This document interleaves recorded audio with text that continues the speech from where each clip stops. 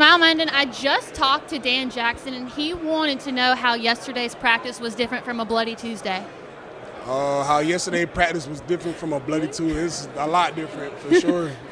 So what does those practices even consist of? Because now you're out of it. So, what makes it different? How much harder is it actually?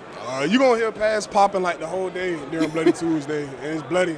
So they got the name for a reason. I remember when I first got to Georgia, and then everybody was talking about Bloody Tuesday. I was scared in the locker room. I was like, damn, it's about to get serious out there. And then, it really wasn't even that bad, though. But so it's definitely physical. Think back to the beginning. Why was Georgia a good fit for you, and how has that decision impacted your life? Because I'm big on, personal, relationships and, connections. I want to, have that family vibe. And then that was one of the main things at Georgia. It was one of the 4 DNA traits we had. So, to go there, and then Coach Schumann was another big reason about that too. Coach Schumann family to me. Even now we still talk almost every day, and I'm not even playing for them no more. And then even Coach Smart too, Coach Schumann and Coach Smart. I was texting them before I came down here, and they're still trying to give me advice and give me tips and help me out, even though I can't help them out no more because I'm not on the team. So to see them really care about me like that and want me to succeed, it means a lot. It shows a lot.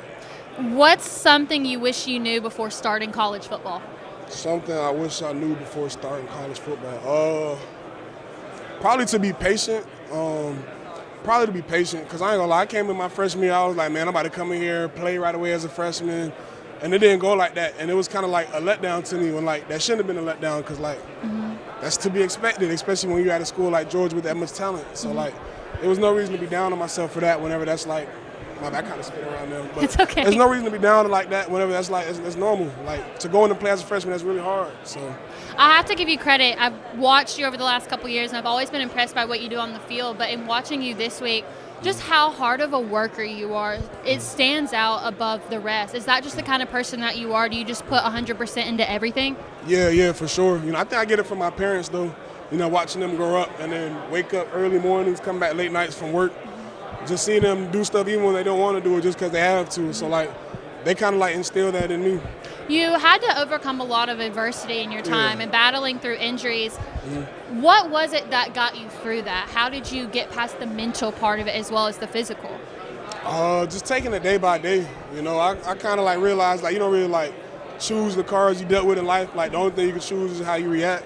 So I decided I wasn't going to let that, change me. I wasn't going to let it, break me down. I was going to use it to make me stronger. So I feel like every surgery I had, I came back stronger. I came back a better player. Everyone talks about you come to Georgia, you get developed, but how is it that Georgia actually helps you prepare for the next level? I feel like one of the main ways is by competing. Georgia, I guess just talking to some of the other guys here and talking to them about how their programs are ran, Georgia's it's like iron sharpens iron.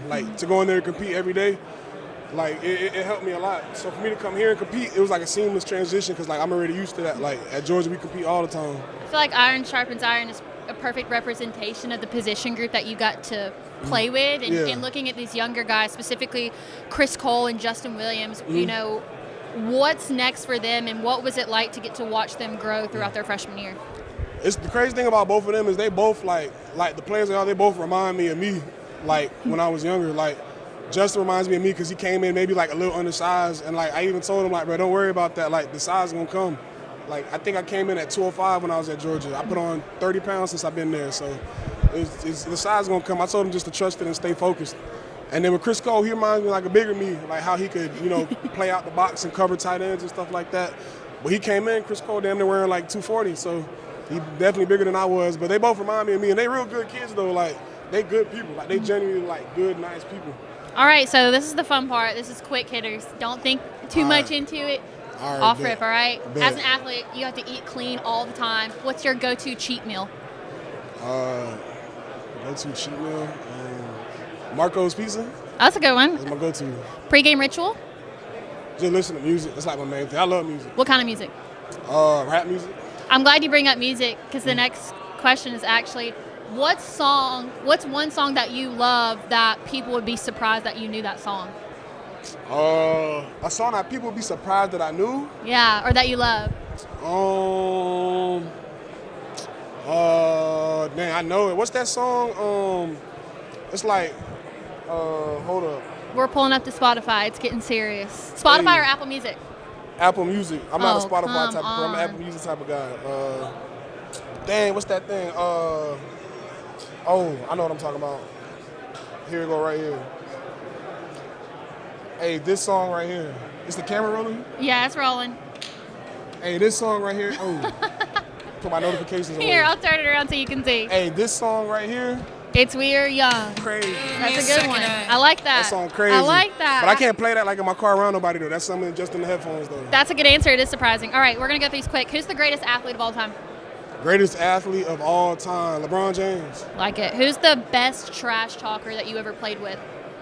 Best Tyke Smith, definitely. He's a silent killer, I bet. Yeah, Tyke gonna hit you where it hurts, yeah, for sure. All right, what was your absolutely humbled moment, whether it was in a game or whether it was in practice, and you're like, oh my gosh, I hope nobody saw that?